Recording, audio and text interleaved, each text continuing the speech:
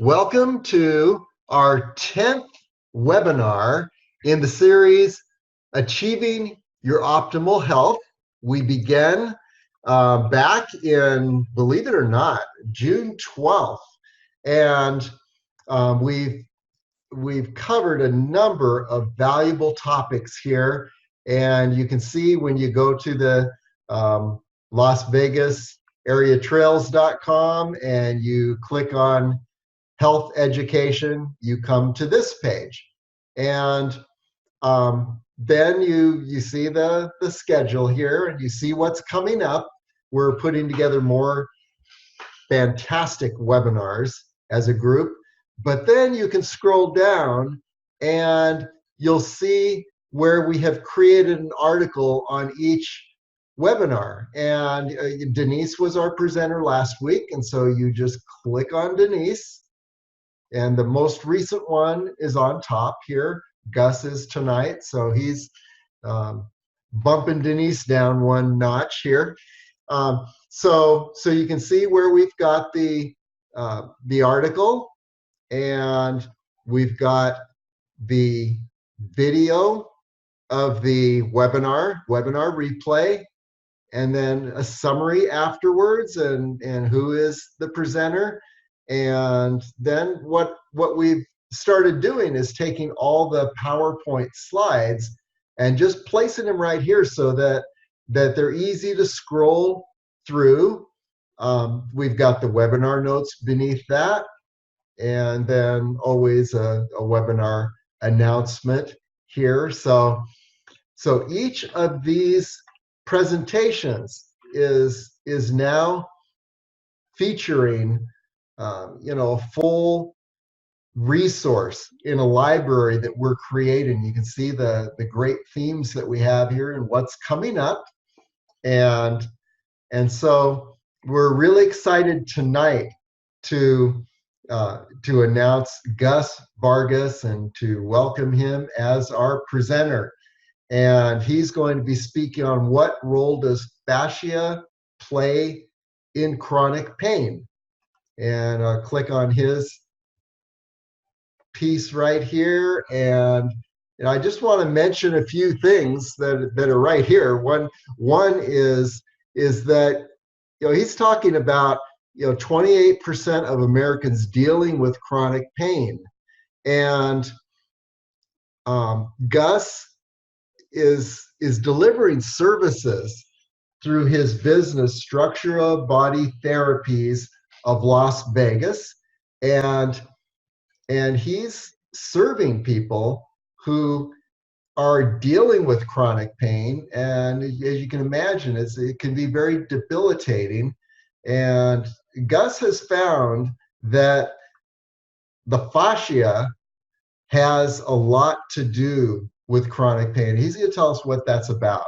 But just want to give you an overview here in the webinar. You're going to learn what is the current situation of current physical health in the US, what is fascia, and what role does it play in our physical health? What are some of the properties of healthy fascia? How can fascia be stressed? How can you take care of your fascia? So this is an area that it's new to me. Some of you others probably it's old stuff, but I'm very fascinated with this to learn about this whole area.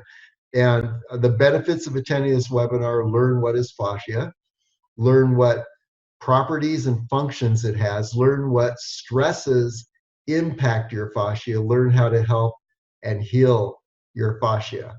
And being a distance runner who puts a whole lot of stress on his body on a regular basis up in the mountains, I'm sure that some of that pain that I feel sometimes has to do with fascia, and I'm going to be enlightened as a result of this webinar. So I totally appreciate you, Gus, and presenting this tonight.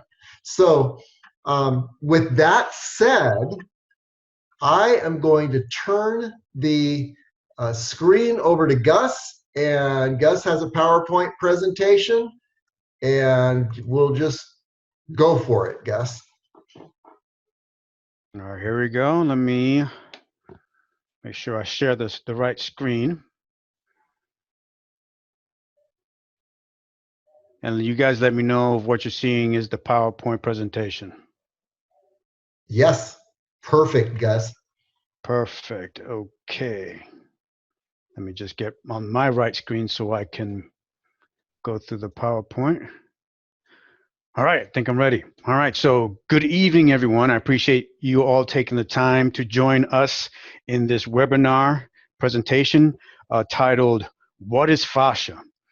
And I like to adjust the title a bit, David, if you don't mind, to what is fascia and what role does it play in our physical health?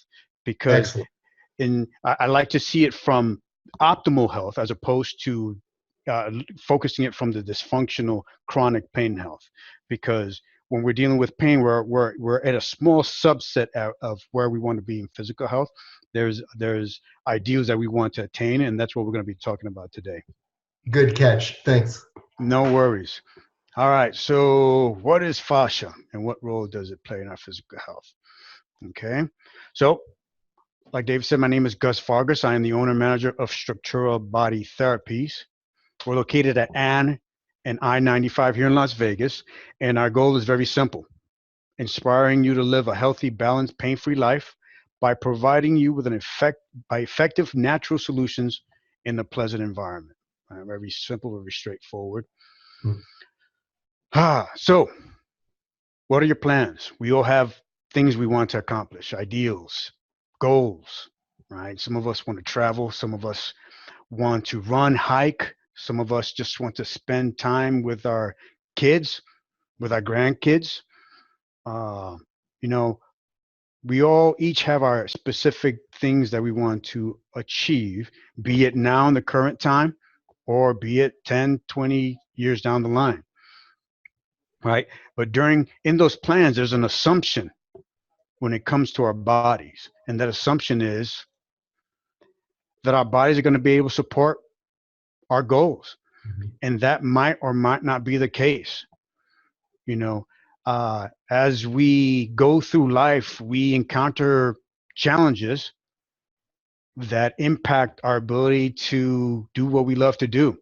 Be it, we wake up and we have this mean migraine, or uh, one of my colleagues from my previous job, every month without fail, he would wake up with this horrible backache where he would have to take 3 days off, right? Impactful, especially for someone who wants to, a very demanding occupation and wants to stay current. 3 days is a long time not to be at work. Or if you're an athlete, to be injured, where you can't, one, you're being held back or you can't perform as you would like to, or worse, you're facing surgery where you're dealing with orthopedic issues or replacement of joints. These are very impactful things. For my situation specifically, I at the age of 45, I had spent 6 years doing boot camp. And that was quite an investment on my end because I was very healthy. I weighed 155 pounds. I was running 7-minute miles. I was even at my age of 45, I would be able to beat most of the people in my boot camp class, including teenagers that would just show up. That was a big accomplishment for me. I would do boot camps at 11,000 feet. I had just received the black belt in martial arts. So I was doing very good physically until I got injured. That threw everything out of whack because after I got injured, from my chronic issue, I basically stopped working out for 3 years. The result was that I basically lost all my fitness. I was now at 193 pounds. I was not fit. I was not doing what I love to do. I was not competing at obstacle courses like I used to. It was very impactful for me. I wish that wouldn't have happened, but that's where I was at. Right. So, not having good physical health will impact your goals. All right. So the thing is, I'm not the only person in that situation. Right? When we take a look at our state of physical health in this country, right? When we look at a report from the CDC from 2016, I know it's a few years old, but it's still relevant. They estimated 92.4 million Americans are dealing with chronic health at that point in time, right? That's almost a third of all Americans. You know, that's a big amount. But let's not only just talk about pain, because when you're dealing with pain, you're 70% into the problem. Let's talk about even before that. Let's talk about functionality. And when I mean functionality, I mean the ability to, as a human person with a biomechanical machine, you should be able to do certain things. By a raise of hands, how many here can touch your toes? Mm. That's awesome, right? There's a lot of people out there that can't, you know, or don't have full range of motion when it comes to their shoulders, right? They can't reach the top shelf. This has an impact in functionality, right? I follow a well-known physical therapist called Greg Cook, and he's developed a simple 7-step system that will test a person's functionality. Hmm. And he'll, from each step, you get a grade from 0 to 3. And if you do any of the movements in pain, you get a 0. Right? You Wow. should be able to do these things without pain, right? But that even said, there's positions that most people can't get into. Like, I can't do the number 4, the reaching. I can't go that far, right? So I have functionality issues in my shoulders, right? This is a real simple and easy way to test functionality. We've tried it on some of our clients, right? It just makes things very obvious to them. As a human being, there are positions that you should be mechanically able to get into, but yet a lot of people can't, right? Hmm. So what happened? Why are we in this situation, right? Why are we in pain? Why are we not functional or dysfunctional? Well, it's a complicated issue, and there's not just one reason, but a big component of why we're in this situation has to do at the way the paradigm we're using on how the body operates, right? There is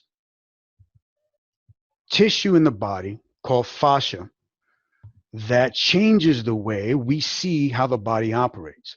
And it is not currently recognized by the scientific medical industry because science has yet to catch up to it.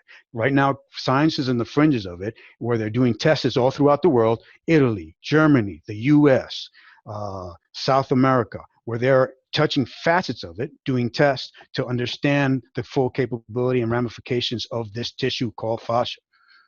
All right. And that's what we're going to be talking about today. Right now, the current model, when we look at the body, is really bones and muscle, right? This muscle does this, it lifts up, it makes this bone do this, right? So we're looking at 650 independent muscles doing independent things to these 206 bones, right? There's not like a unifying concept that binds them all together, right? When we look at it in the conventional system, right? That is where fascia comes in, right? When we explain fascia, a lot of things fall into place and a lot of things start making sense. All right, so what is fascia? Fascia is an organ, right? By definition. It's a self-contained group of tissues that perform a specific function in the body. And we'll speak about those functions in just a moment. But that is what we classify as fascia. Fascia in itself is a band of fibrous connective tissue, mostly collagen, that's beneath the skin, and it attaches, stabilizes, encloses, and separates muscles and other internal organs. That might seem simple, but that is a big deal. That phrase right there, in terms of what fascia does and its role in our physical health, that basically encapsulates what our bodies do for us and how we want to look at it conceptually in order to have success in having healthy physical health. All right. So there's characteristics, features of fascia that we want to talk about, because when we understand this, a lot of things start making sense. All right. So fibrous tissue. What do we mean by fibrous tissue? Well, when we think of tissue, this is not what comes to mind, right? And this, all right, so it's like a web of collagen, fibrous collagens, and fibers all going in different directions. This picture on the right is a special picture because it was only recently taken. It is in vitro, so it's taken from a live person. Until then, we've only been used to seeing pictures from cadavers, right? And just a heads up, I just want to give up a heads up to everyone. I think the next picture, we're going to be seeing part of a cadaver and the fascia, how it encapsulates it. And if you have issue with that, I can give you a heads up. It's not bad. It's not, it's not distasteful, but I just wanted to give everybody heads up. If anyone has an issue with that, just give me hands up. All right, so it looks like we're okay. All right, so here we are seeing it in a live body. All right, if you see all those fibers running through, very sticky, very fibrous, and it moves. It doesn't have one structure. Like if you move around, your fascia moves as well. Those sticky ligaments, they adjust as well, and they're very fluid. I don't know if you can see, there's like a drop of water on some of them if you look where they connect. So it's very fluid. All right, so the next picture is the picture of the cadaver, and we're going to see how fascia is covering the entire body. All right, another property of fascia, it is connective. Here we are seeing fascia on the outside of a cadaver, right? But fascia is everywhere, not just on the outside, it's in the inside. And I'll show you pictures of that, right? So when we look at the role of fascia and its impact, it's because it's everywhere. We're talking about an organ that takes up 20% of our weight. Wow. Right? That's considerable. And right now it's not recognized. Like only recently, like a year ago, they published a report saying, hey, guess what, guys? We found a new organ. It's called fascia. And everyone in my industry just laughed. I mean, this has been known since 7 decades ago, right?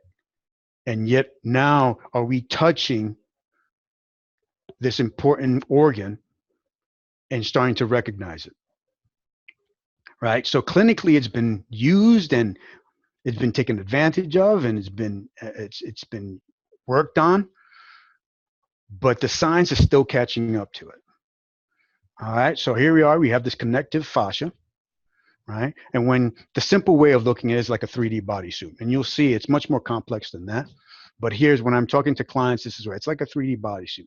And what's important about that is if you see how this 3D bodysuit, they're pulling on the knee, well, look what impact it has. It starts pulling on the thigh, it starts pulling on the hamstring, right? It's connected. So it's not allopathic. It's not, if you have an issue with fascia, with your fascia in one area, it will have an impact somewhere else. That's how connective it is. Another important property of fascia is that it is fluid, right? It's lined with hyaluronic acid, which attracts it to water. So hence its weight. Because it's 70% water, it's very heavy, right? We talked about 20% of your body weight. But also what's important is its ability to slide. So it's been tested that fascia can slide up to 75% of its length, which is considerable, right? And they found that unhealthy fascia is considered fascia that will only go up to 50% of its length. That's not much of a difference from 75% to 50%. That's how sensitive it is. So another important characteristic of fascia is that it's strong. And when the more you think about it and you consider its role in its body, that makes a lot of sense, right? If it wasn't strong, it wouldn't be able to hold our bodies together. Here you have on the right, this gentleman is lifting a 1,000-pound weight, right? Fascia can support up to 2,000 pounds, right? So he's only halfway there when he's dealing with his weight. But when you think of a parkour artist on the left, and when they're jumping from building to building, from sidewalk to sidewalk, you know, a person just jumping on a scale, a 200-pound person could go to 500, 600 pounds jumping on the scale, and you see it jump up and down, right? So you take a 200-pound person, their fascia will help retain their shape of their body and take enough pressure to like almost 10 times their weight. That's considerable, but that's needed, right? You think of people who've fallen off of buildings and fallen out of airplanes, but yet survived intact, right? Something held them together. Something was able to absorb that tension and distribute it, and that's fascia. So fascia is as strong as steel, by weight, as strong as steel. Fascia is also an independent structure in that it has its own purpose, but it also has its own nerve endings. Only recently, with our current equipment, medical equipment, we were able to find nerve cells in fascia. So pain can originate from fascia. It's not as dense as other tissue, but it does still have nerve cells. All right, so let's talk about what's the purpose of fascia. Right? We talked about that it helps keep our shape. All right, we talked about the 3D bodysuit. And in the middle, we have a figure here, completely surrounded by fascia. But also, if you take a look at the picture on the right, cross-section of the leg, you see how there's compartments? Well, those compartments are surrounded by fascia. There are compartments running through our limbs that allow muscles going in different directions, right? Doing different purposes, holding different amounts of tensions, going in different directions. The fascia is able to compartmentalize each muscle bundle so that they can serve a different purpose. Right? It's almost like when you cut open a citrus fruit, right? You have all the juice in there, but you have those sections of skin that keep everything in their place, where fascia has the same purpose here. So it's not only our internal shape, but also our internal structure as well, even our organs. Now, if something special happens when you start looking at fascia and where the tensions run, you end up with some tension models of where groups of muscles are working in unison to hold tension in the body, right? These are called fascial lines, and they serve different purposes. Like one of the well-known is the backline, superficial backline, which is the second to the right, right? If I'm picking up a deadlift, I'm picking up 200 pounds off the floor. Though that tension, as I lift up that dumbbell, that tension is running from my calves, from my hamstrings, from my back to my neck, all the way up, right? It's not these specific muscles doing their own thing, but a group of muscles working in unison, right? It's a more holistic way of looking at how the muscles, the joints, the ligaments, the tendons are all working together to complete some motion, some project. In this case, lifting something off the floor. All right. And when you start seeing this, what you come up with is a different model of seeing how the body operates. There's a concept, there's a word that was coined by Buckminster Fuller called tensegrity. Tensegrity is a combination of two words, tension and integrity. And what it means is it's a stable, three-dimensional structure where the structure is held together by members under tension. All right, so I actually have a model here. It's a very simplistic model, right?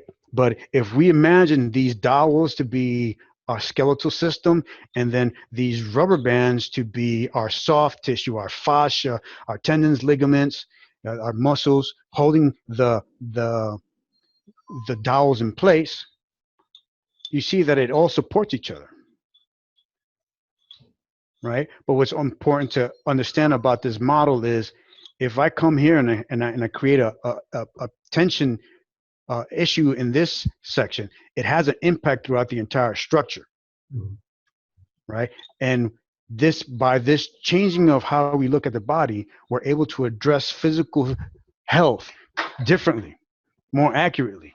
Instead of looking at where the source of the issue is, we look at the entire system holistically, and using orthopedic tests, you can find out, okay, I know you have an issue in your shoulder, but I see a dysfunction and imbalance in your hip or in your knee or in your leg that can allow us to be more, get to the root cause of the issue as opposed to chasing the symptom. Another characteristic of fascia is that it's very protective. And it's pretty impressive how it does this. 70% water, right? That's a fluid, right? But it doesn't act like a fluid. It acts, it's a characteristic known as non-Newtonian, right? When you hit water, doesn't matter at what force you hit it, it still acts like water. It still acts like a fluid. You know, if you touch it softly or if you hit it hard, it still acts as a fluid. With non-Newtonian items, fluids, that's not the case. It's different. The viscosity is based on the applied force, right? And some of you have already seen this with this a liquid called oobleck, right? Which is only water and cornstarch mixed together. And the way it works, if you take a pool and you fill it with oobleck, and you go into it and you stand on it, you sink. But if you run on it, you can actually run on the top of it. Why? Because if you apply soft pressure to it, it acts like a fluid. But if you hit it quickly enough, forcefully enough, like running on top of it, it acts like a solid and solidifies. So what does it have to do with our body? Well, our fascia acts the same way, right? If our bodies are hit traumatically from any direction, instead of acting like a fluid, it actually locks up and tenses, right? Protecting us. Where if we don't have that traumatic pressure, in case of body work, or masseuse is working on your body, right? Very softly, very gently, but with pressure, it can actually move. It can actually act back like a fluid, right? So that's an interesting characteristic for fascia to have, because it's to our benefit. All right, so why is fascia so important? Well, if we intend to have healthy physical health, you're going to need healthy fascia, right? If you intend to be functional, if you intend to live to an old age with full functionality of your body, so you can complete your plans, be it to travel, be it to ride your bike, be it to go out for a walk, right? You want to take care of your fascia, right? So how do we do that? Well, we already talked about fascia being fluid, right? So we want to keep it hydrated. Now, when I say hydrated, I'm not just talking about drinking water, though that's needed, right? What I'm talking about, there are actions that will hydrate our fascia. For example, movement, exercise. The fascia loves movement. It's really needed, right? You don't move, your fascia gets rigid. It figures it's not needed. It gets dehydrated, it gets rigid, and you start losing functionality. Something interesting about fascia is that when you stretch, you actually dehydrate your fascia, right? That's been something well known in the sports world, that you do not stretch before an activity because you dramatically impact your performance. You can do it afterwards, right? Because then you have the rest of the day to hydrate again, but you don't do it before, right? Rolfing and structure integration. There's systems developed by Dr. Ida Rolf, which was a pioneer when it came to fascia. Not that she discovered it, but she knew there was a system in the body that was being impacted and that she can get results by adjusting. Wasn't sure exactly about what it was, but knew that her system worked. Well, that's because she was working on the fascia.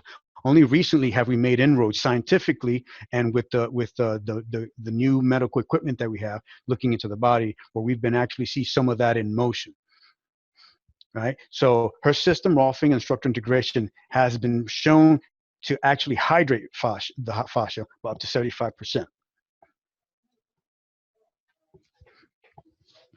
In my last webinar, we also talked about balance, right? We talked about the tensegrity model. We talked about how, we talked about forces. We talked about gravity and how the body loves to be balanced.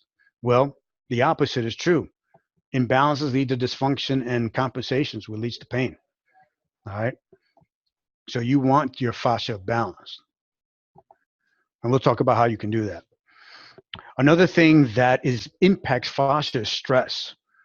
One of the tests the scientists have done is they took a piece of live fascia and had it in a liquid and introduced some cortisol, the stress hormone, to it, and they actually measured how it contracted and shrunk. Right. So you going through stress will impact the fluidity of your fascia, which will impact your functionality.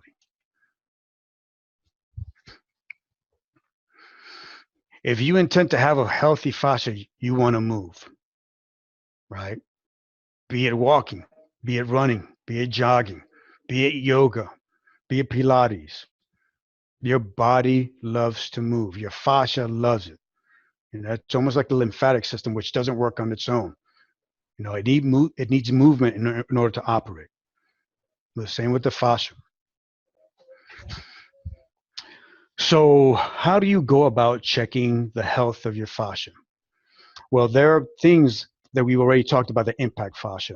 We talked about your emotions, right, in terms of the stress hormone cortisol. We talked about hydration, right? And those are the things internal. But an easy way to check your fascia from the outside very easily is by posture, right? And so if you have a local way of checking fascia, your posture, right? That's an easy way to check the health of your fascia, right? That's something we do. Right? We provide a free 45-minute fascia checkup. And what we basically do is we take a look at your posture. And with a discerning eye and with the right software, you can easily see imbalances in the body, right? And those imbalances are basically telltale signs to an unhealthy fascia. So that's an easy way of doing it. That's something we do, but there's other places that do that as well. There's an Egoscue clinics, they do that as well. And there's some health professionals, if you're not in Las Vegas, that do this as well. But that is the easiest way that I know to check the health of your fascia. So that's basically the end of our presentation. I hope that answered the question, what is fascia and what role it plays in physical health? Any questions? Very, very awesome. Thank you for that presentation. I feel like it's been a good start on my knowledge of fascia. I know 100% more than I knew coming into this. Awesome. I have a few questions, and definitely I imagine others have questions too. I'll just ask one of mine, and then definitely invite others to ask questions also. So I want to thank you for that pain chart, the one that, well, I mean the the movement chart that you showed at the very beginning of your presentation, where there were certain movements that test Okay. your fascia. The And functional movement screen. there you go, the functional movement screen. Mhm. So my question is, what do I do if I can't make one of those movements? And that's an excellent question. So with Gray Cook's system, the way it works is he has the screen as an assessment tool. All right. From that Mhm. assessment tool, you can drop into either one of three buckets. Right. If you are in pain in one of those areas, if you get a 0 or 1 in any of those areas, you are dropped into the protection bucket. And in the Mm. protection bucket, the purpose is to protect you from further dysfunction.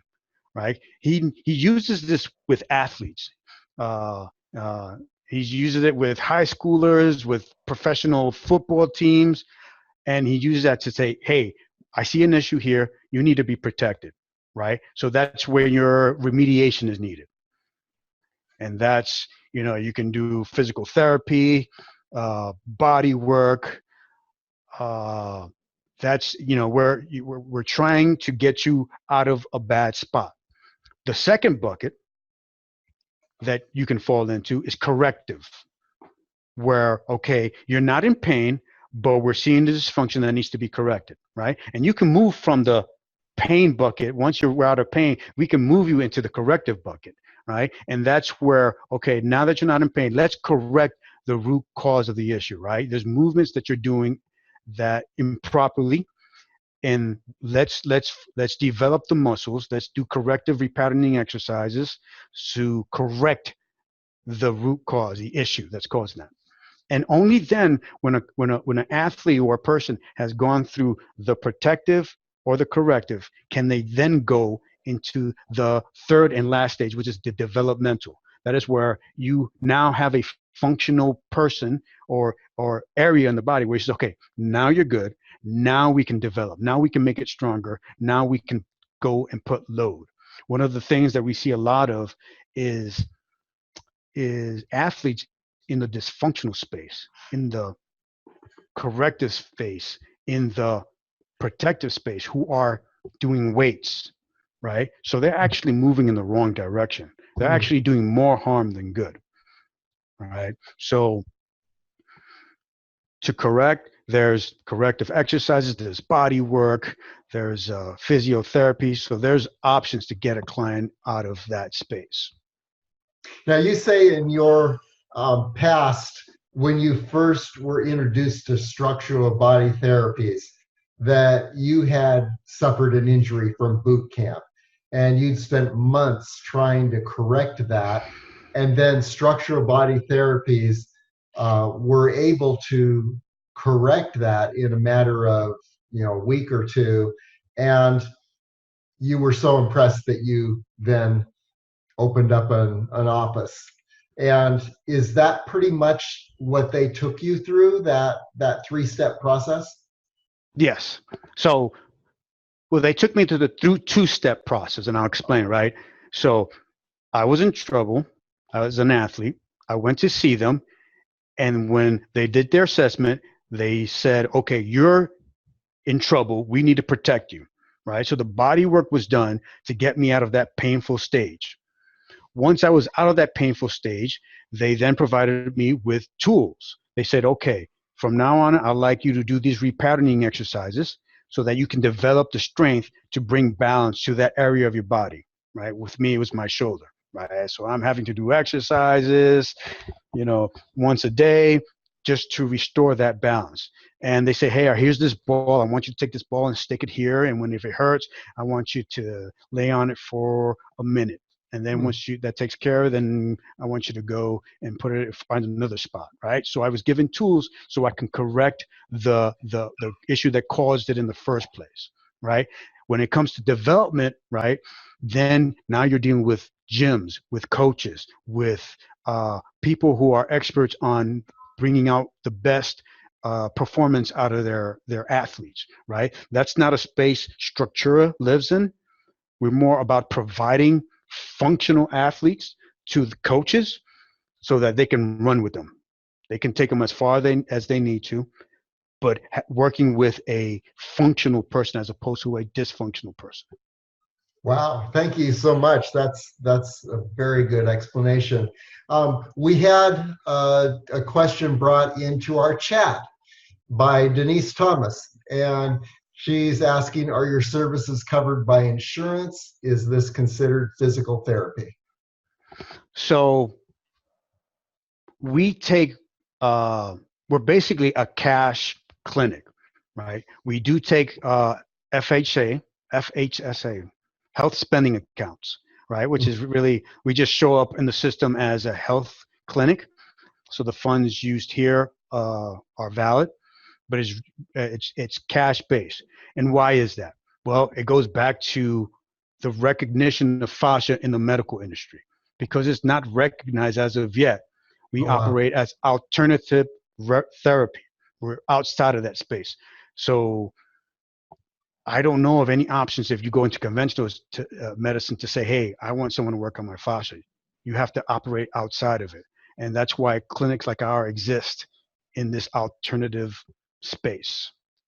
Well, I imagine if you can go through all of that, therapy and help that you received during the months before you were introduced to structural body therapies, and then you were able to be healed in about a week, that would certainly be worth it, both financially and physically, because you're in the end, your co-pays for the previous months probably exceeded what people are spending working with you. So the most inexpensive medical health care that a person can receive is the one that is the most effective, Mm-hmm. right? The faster a person can get to a place of wellness, that's going to be the most cost-effective route, right? So when I look at my goals in terms of health, I want to be functional, right? Let me, since I've gone through the system, I can tell you the two outcomes I came up with, right? When I was going through the conventional medical systems, I did a year massage. Had 10 chiropractic sessions. When that didn't work, went to my primary health physician, who sent me to an orthopedic surgeon, who sent me to a physical therapist, who sent me back to the orthopedic surgeon, right? Who gave me the option for surgery, right? And if we throw in surgery, because this is 18 months in, and I'm desperate, right? Mm. So I was considering surgery. I wanted to be out of this bad space that I was in, right? And if you consider surgery, tack that onto the amount of the cost. And the pain and suffering. Right. And if you get Potential surgery, damage. right, I'm out 6 months, right? Mm-hmm. I went and I spent, I didn't have surgery. I spent $1,800 that route. Mm. When I found Structura and went to Ogden, Utah, I spent like $500, and they took care of it in 3 days. Oh my gosh. Right? No surgery, right? Cheaper, right? Those were my two options, right? I think it's an obvious case of which is a better route, Yeah, right? yeah. And that just has to do with the conceptual model of how the body operates, right? When you incorporate the fascia, which we've been working hard to get this into the medical industry, right? But when you incorporate fascia, things just line up, things just make sense, Mm. right? For example, right now the anatomical models that we're using are like 400 years old, right? Imagine doing medical therapy now without CAT scans, MRIs, and X-rays. That's 200-year-old technology. We're back 400 years when it comes to anatomy. Mm-hmm. Right? That's a big difference. This needs to be everywhere. It needs to be incorporated. Okay. Well, I have three more questions. I'm not going to ask them right now because I want to give other people a chance to ask a question. So Okay. go ahead and unmute yourself, ask a question. Okay, I have a question. When you talk about back pain, and we know a lot of times people can go for MRIs, et cetera, and nothing comes of it. So the fascia could be a big portion of that problem where it's contracted as well. Okay, so you said 50%. So is there a good percentage where then it goes back to 75 and that becomes then pain-free? Is that the way the thinking is? Right. So the back is a very vulnerable spot, right? When we look at the fascial lines, there's actual several that go through the lower back. So it's up to a knowledgeable therapist to have to discern and do orthopedic tests, functional tests to see where in the body is that dysfunction coming from, right? Because you have all this tension, up to 2,000 pounds per square inch, and it could be coming from multiple. I asked my therapist, there's like 8 different lines that go through the lower back. Oh, okay, so if you're saying that's true too, if it's the low back or the mid back, it could be referred from somewhere else. Okay. Right. So that's why, 30% the population back pain, because it's a very vulnerable spot, right? But as long as you find where the adhesion and the tension is coming from, then it's addressable. It's pretty straightforward. We've had a lot of success with it here. Have there been, like when we talk about shin splints, okay, we know that the fascia then attaches to the bone, the tibia. Is that a big, and also there's been literature that shows that it's microfractures, microstress fractures that happen too. So are we kind of in between with that? Could it be a combination? So at our level, we don't have access to x-rays, right? So we offer our services as a inexpensive option, right, for our clients. So if they're having shin splints, they're having plantar fasciitis, they're having Tendinitis, it's all related, yeah, okay. right, tendinitis, tendinosis, they'll, I tell them, hey, we've tried it. We've had a lot of success with it, right? That being said, there are times when we bump into stubborn issues, right? And at that point, it comes out of our scope, because are we dealing with a fracture? Are we dealing with a tear? Then Imbalance, a mechanical problem? Yeah, right, okay. right. So that's when we work with other professionals to, to find out, hey, you need to go in for a CT scan, X-ray, MRI. This has worked for 85% of our clients. With you, it still seems to be stubborn. Yeah, it can be. I just have one other question. When you say about stretching the fascia removes the water by 55%. So then if you are moving it or doing yoga or Pilates, you're stretching it. So then afterwards you have to replenish it somehow. Is that what you're saying? Right. And that comes with movement during the day. Oh, okay. Not necessarily drinking water, although you need to hydrate yourself. Right. The water has to be in the system already. I talked to the owner of the company, he's very knowledgeable about this. I'm just learning, and he mentioned that the water has to have been in the system for 2 days already. Oh, wow. For it to have an impact. Wow. Right. Which I was surprised to find that as well.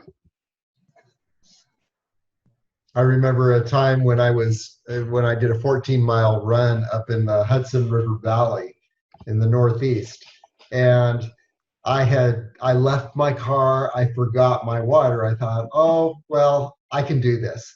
And the next day I got a knee injury, and it just appeared. It was nothing. I can't tell that there was an impact or anything, but I think being dehydrated and working out like that had some kind of effect that caused that to happen. Oh, absolutely. And that's quite possible. When they did the testing of the level hydration of the fascia, they had special tools, right? Mhm. They had that advantage. You know, us, we have to guess. Yeah. Other questions? Otherwise, you're going to get my other three questions, Gus. Hit me. Okay.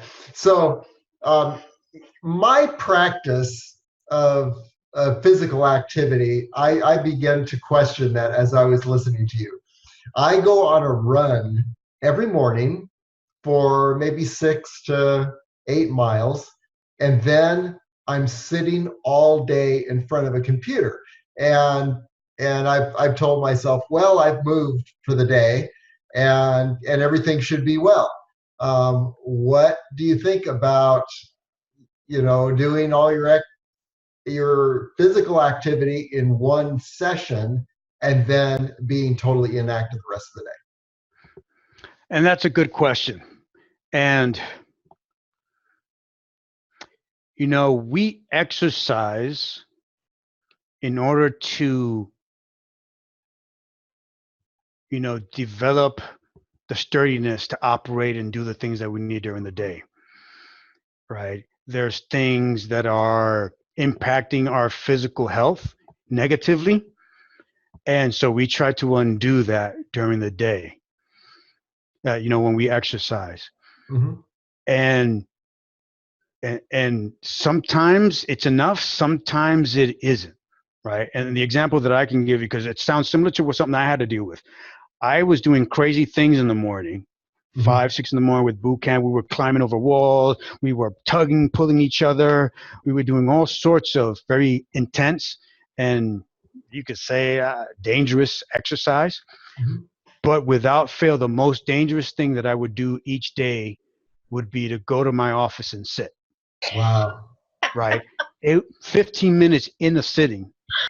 And I would get up to do something. And I was like, oh, my glutes, my hamstrings, my quad. Breaks, take those breaks throughout the day, and do some stretching and just some minor stuff. I think that's just so important, Yeah, to do it. All that working out didn't seem to have enough impact over just 15 minutes sitting down.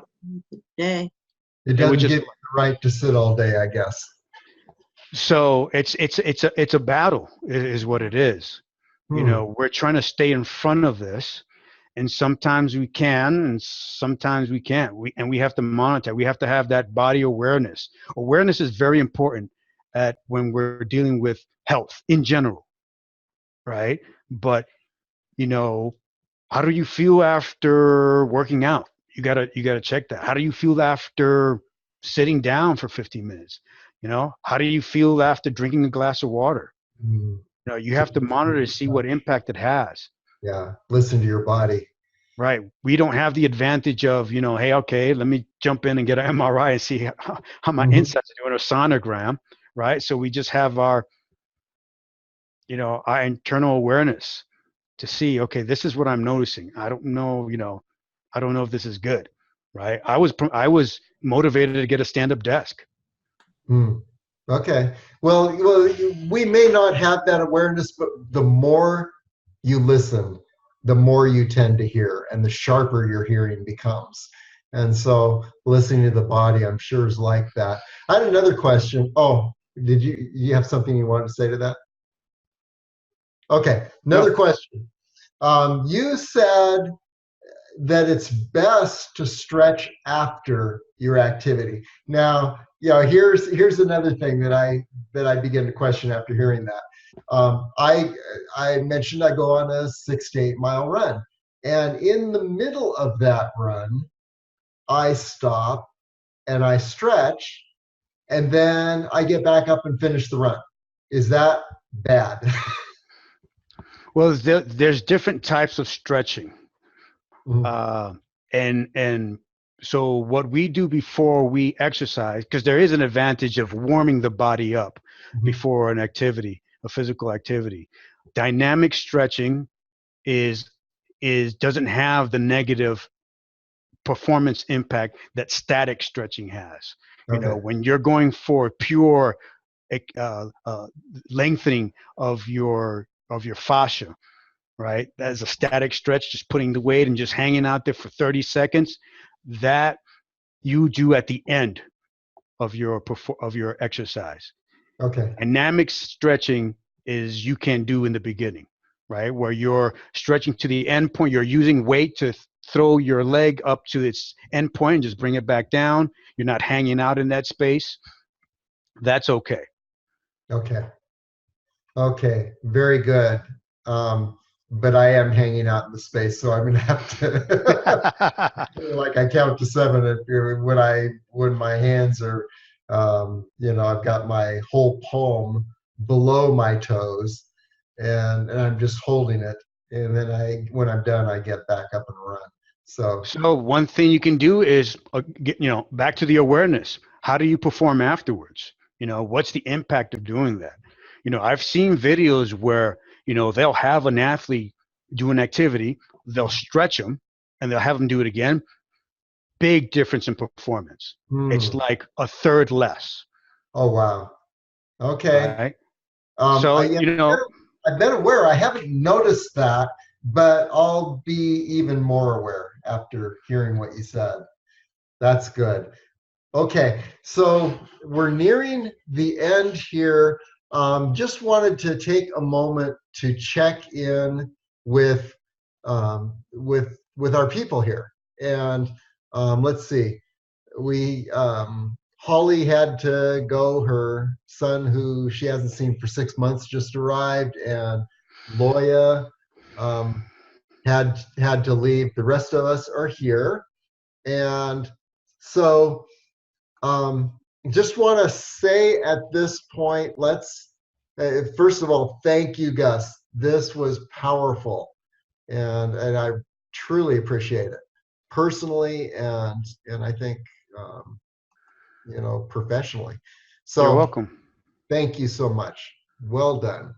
And okay, so next week we have Annie Imprima Martin is going to share, and she'll be presenting on leading yourself on your personal health journey.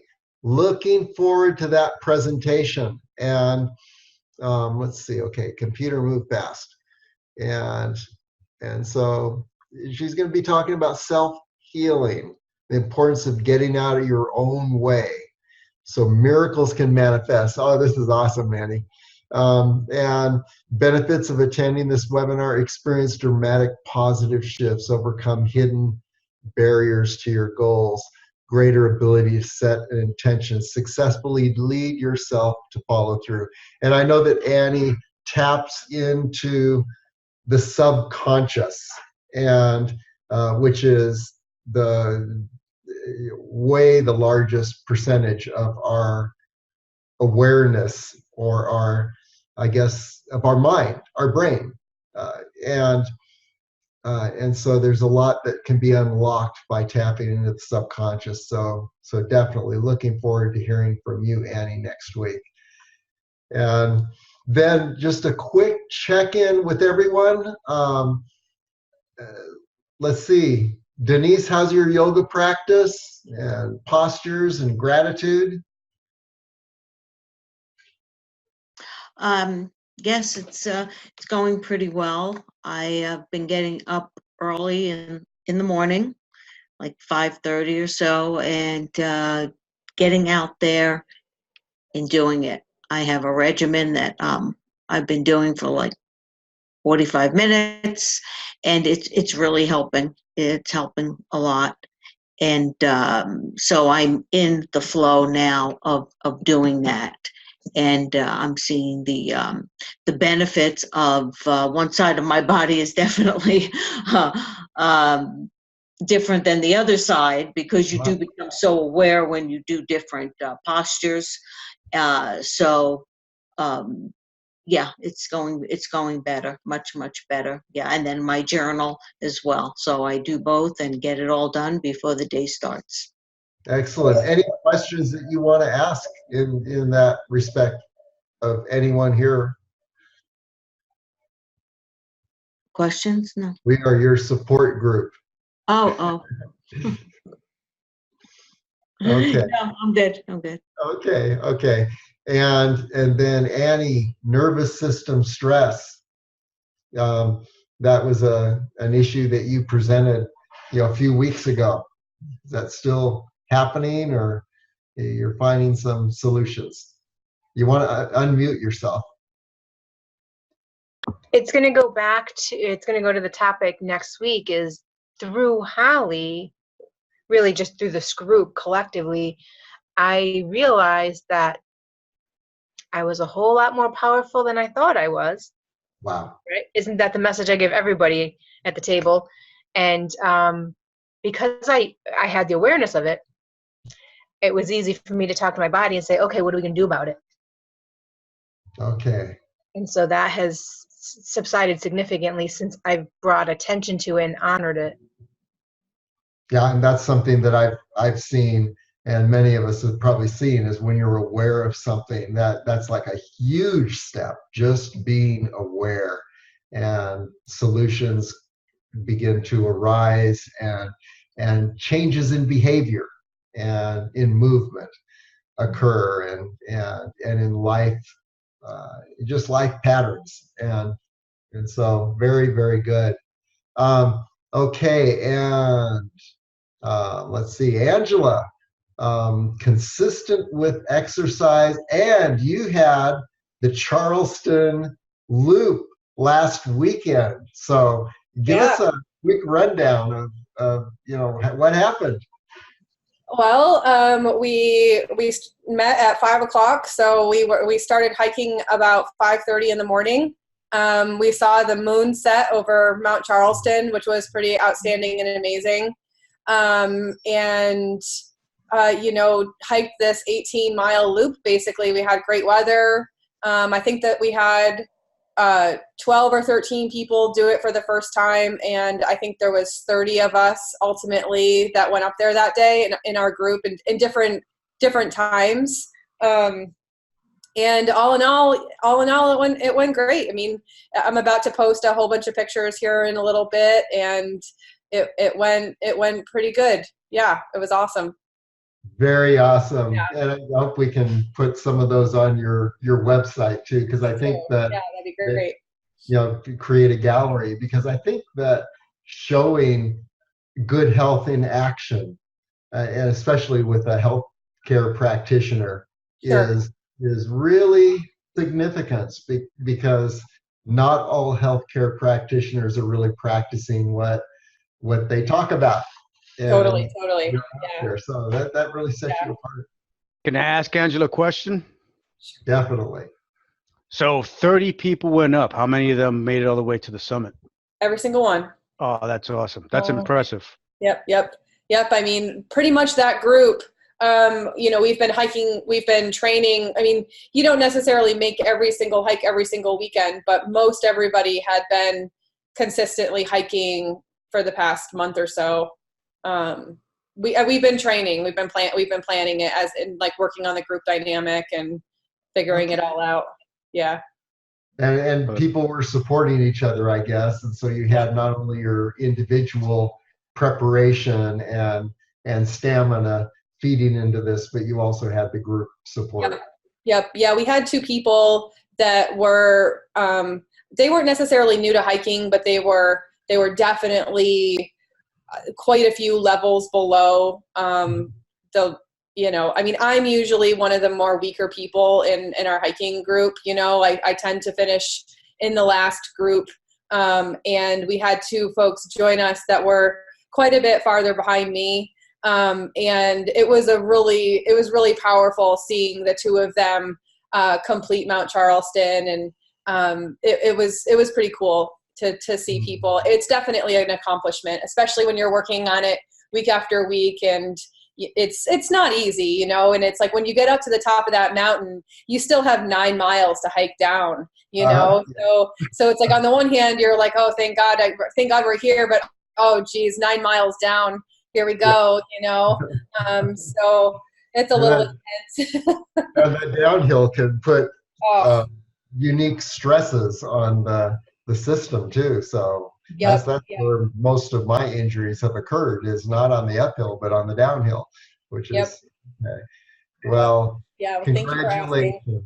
Yeah, congratulations. Thank you. That's marvelous. Thank you. It was great. And I think that, you know, you can tell from what Angela has said and how she's spoken about the story, the little that she said just now, that one big event probably pulled a whole lot of things together in your life, because you had the preparation, you had a focus, and you were thinking of your health in maybe a little different way than you had before, because you knew you had this big thing coming up, and it was a situation that, wow, if I'm not taking good care of myself and I find out on top of Mount Charleston, Yes, I absolutely. could be in trouble.